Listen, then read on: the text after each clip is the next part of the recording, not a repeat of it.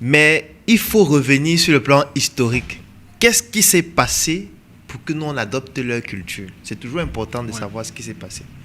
Je tiens à préciser que les Africains ont subi 400 ans d'esclavage chrétien. Je n'ai pas envie de parler de l'esclavage des musulmans qui a duré plus de 1000 ans. Les Africains ont subi la colonisation. Et quand je parle d'esclavage, je ne sais pas si les gens réalisent exactement ce que ça veut dire. Ça veut dire quoi? Ça veut dire qu'on arrive ici au Togo. On sélectionne les Togolais les plus forts, les plus valeureux. Peut-être 1000 Togolais. On les met dans un bateau. Et dans ce bateau-là, ce n'est pas que chacun a sa chambre. Ça veut dire que c'est un espace dans le bateau où on met 1000 personnes. On ferme. Le bateau-là va voyager pendant 3 mois, parfois 6 mois. Dans cet endroit-là où ils sont, il n'y a pas de toilette. Ils ne se lavent pas. Ils ne vont pas manger. On va leur jeter la nourriture de temps en temps. Ça veut dire que quand ils vont arriver, par exemple aux États-Unis ou je ne sais pas où, sur les 1000, il y aura peut-être 600 qui sont morts pendant le voyage. Et quand ils meurent là, ils vont rester avec les autres qui sont vivants. Ils vont pourrir. Ils font leurs déchets sur place, tout pendant les 3 mois ou les 6 mois. Quand ils arrivent, ceux qui sont restés vivants, on va estimer que c'est eux les plus valeureux. Et maintenant, eux, ils vont aller dans les plantations de canne à sucre. Et dans ces plantations-là, ils vont cultiver nus. On va les fouetter, on va les torturer. On va leur imposer de se comporter d'une certaine façon, de prier certaines divinités. Ça a été fait avec une violence dont vous n'imaginez même pas le degré. En fait, cette violence a été tellement profonde que ça a été inscrite dans nos gènes. Ça veut dire qu'on naît avec les séquelles de cette violence-là.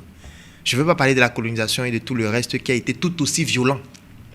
Parce qu'avant que les militaires n'arrivaient dans nos pays, ou alors les gendarmes, ou tout ce que vous voulez, l'armée, on envoyait les missionnaires avant.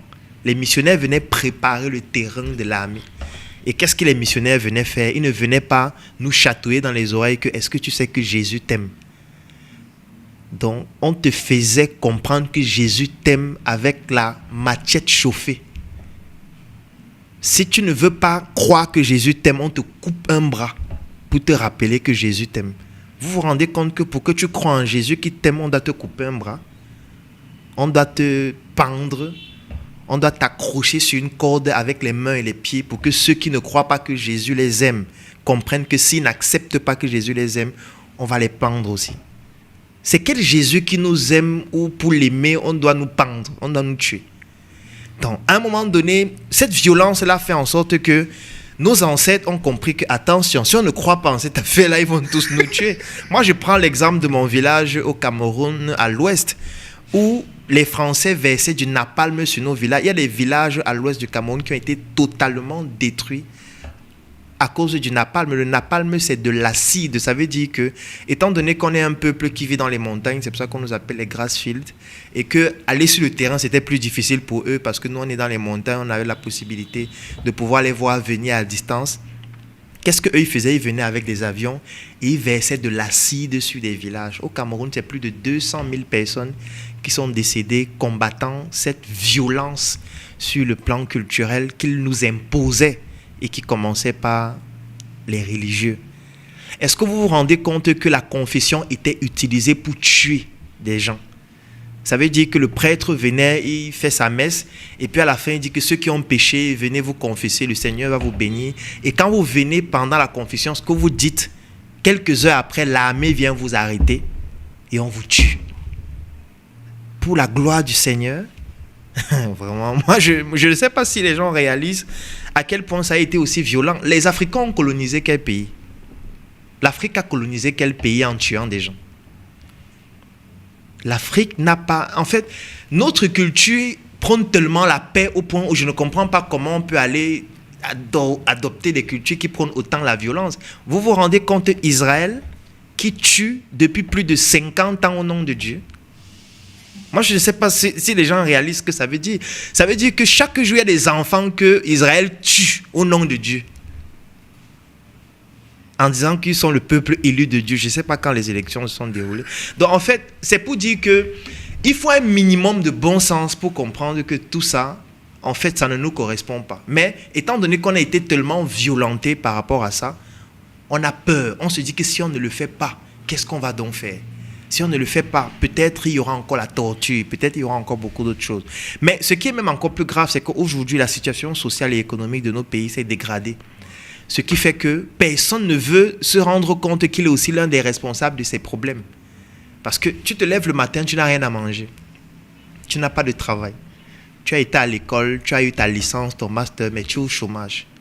Tu souffres. Tes parents sont là, tu ne peux pas t'occuper d'eux. Tu as un enfant qui ne peut pas aller à l'école parce que tu n'as pas de quoi payer sa pension. Tu te retrouves dans une situation sociale tellement importante. Comme tu ne veux pas que cette responsabilité soit la tienne, parce que si elle est la tienne, tu peux péter un plomb. Il faut que tu confies cette responsabilité-là à quelqu'un d'autre. Donc, du coup, la religion devient comme un souffre-douleur. Si on enlève la religion dans nos pays, il y aura des manifestations chaque heure. Oui, puisque si on enlève la religion, on enlève l'alcool. C'est qu'il n'y aura aucun président en Afrique. Puisque tous les jours, les gens vont sortir dans la rue pour dire que, mais attends, on n'a pas de travail, on n'a pas d'eau, on n'a pas de lumière. On souffre, nous sommes jeunes, on a fini de fréquenter. Vous avez dit qu'on fréquente, on a pris toutes nos économies, tous nos parents ont pris tout leur argent, ils ont vendu leur terrain pour payer l'école. On finit l'école, on n'arrive pas à travailler. Vous pensez qu'on va faire comment? Donc vous allez manger notre argent comme ça, nous on est là, on ne travaille pour on n'a rien, machin. Non, on va seulement tous mourir. Tu vois? Mais qu'est-ce qui anesthésie les gens pour les empêcher de faire ça? Il y a l'église, parce qu'ils partent à l'église et le Seigneur leur dit, ne tuez pas, ne mentez pas. Pardonner 999 904. Qu'est-ce qu'il fait? Il reste à l'église, il prie, il confie ses problèmes au Seigneur jusqu'au jour où il meurt de misère et de pauvreté. L'autre, pendant qu'il est en train de prier dimanche, l'autre en train de prier mercredi, vendredi à la mosquée.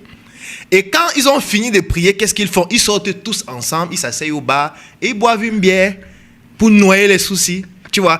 Si on enlève la bière et la religion, il n'y a aucun président qui va s'amuser en Afrique parce qu'il va être tué le lendemain s'il s'amuse avec l'argent des gens.